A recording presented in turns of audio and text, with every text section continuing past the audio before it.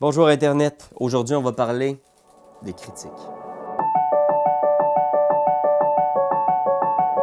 20! Wow! 20, c'est le chiffre le plus beau de la langue française. Le 20 naturel sur le D. C'est pas extraordinaire, hein? Synonyme de succès épique, de réussite formidable. C'est sûr qu'on capote un petit peu avec le vin, tu sais, quand quelqu'un roule un vin, on s'imagine que soudainement, on peut bondir par-dessus des montagnes, on peut séduire des dragons, on peut défoncer la tête d'un vampire d'un seul coup de poing. Juste se rappeler peut-être un petit peu, remettre les choses à l'ordre, défaire certains mythes. Selon la règle officielle de Donjons Dragons 5e édition, les deux seules places où ça change quelque chose de rouler un 20 ou un 1, c'est lors des attaques et lors des jets de sauvegarde contre la mort. Le reste, ça change rien. Fait que c'est tout. Merci. C'est la fin de la capsule pour nous. Alors. Quand t'aimes quelque chose. Non. Tu sais, je veux dire, c'est la règle officielle, mais il y a beaucoup de règles maison. Puis c'est correct, c'est légitime parce que le vin, pour beaucoup, c'est des souvenirs mémorables. Tu sais, c'est des moments magique lorsqu'un vin survient au bon moment dans un combat, dans une aventure, dans n'importe quoi. Il y a vraiment quelque chose qui va marquer l'imaginaire de beaux joueurs. Fait qu'il faut lui donner un petit peu d'amour quand même, tu sais.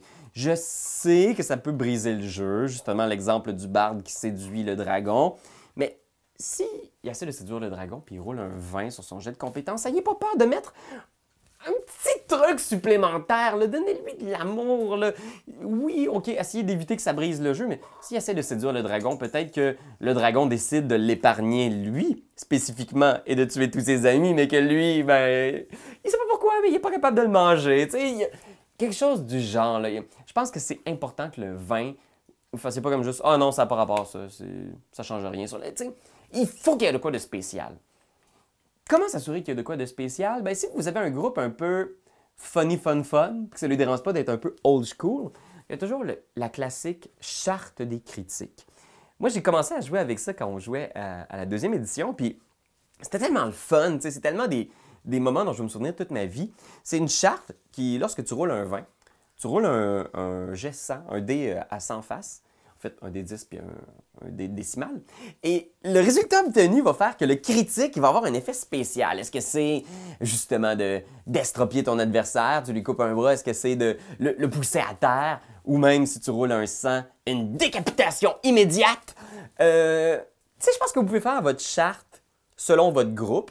Si votre groupe est vraiment pas à l'aise avec l'idée de mourir sur un critique, vous pouvez complètement enlever cette règle-là, mais je pense que c'est cool. Moi, j'en ai fait une que je vais mettre en commentaire ici. Là. Vous allez voir dans la description du vidéo. C'est ma règle, c'est ma charte pour ma campagne de Pathfinder. Fait que je me suis inspiré beaucoup des cartes critiques publiées par Paizo. Donc, c'est des cartes qui, à chaque fois que tu roules un critique, tu tires une carte, puis il y a un effet cool. Ça vient vraiment donner un petit edge aux critiques. Puis tu sais, il y a des affaires quand même assez cool, là, du genre une infection, commotion cérébrale, l'armure qui brise. C'est super intéressant. Puis le pendant de ça, c'est les fumbles. Est-ce qu'on fait quelque chose avec les 1 naturels? Parce qu'il y a beaucoup de règles maison, justement. Tu roules un 1 naturel, tu échappes ton épée, tu tombes à terre. Puis c'est drôle. Puis je pense que ça a sa place dans les premiers niveaux. Mais faites attention avec ces règles-là parce que souvent, dans plusieurs systèmes de jeu avec des D20, lorsqu'on arrive au niveau, on a plusieurs attaques par tour. Donc, statistiquement, beaucoup plus de chances de rouler des 1. Puis, ça va un peu à l'encontre du jeu d'avoir un personnage niveau 20 qui a l'air d'un clown incapable parce qu'il perd ses culottes quand il essaie d'attaquer avec son arbalète. Fait que, tu sais, essayez de faire attention à ça. Moi, j'ai une charte des fumbles qui a des effets négatifs qui sont moins impressionnants que la charte des critiques. C'est des petits trucs qui vont faire que tu vas avoir l'air un peu ridicule, mais qui vont pas non plus complètement démolir ton personnage. Parce que, je me souviendrai toujours, mon 2e personnage de Donjons Dragons est mort sur un fumble. J'avais roulé un 1.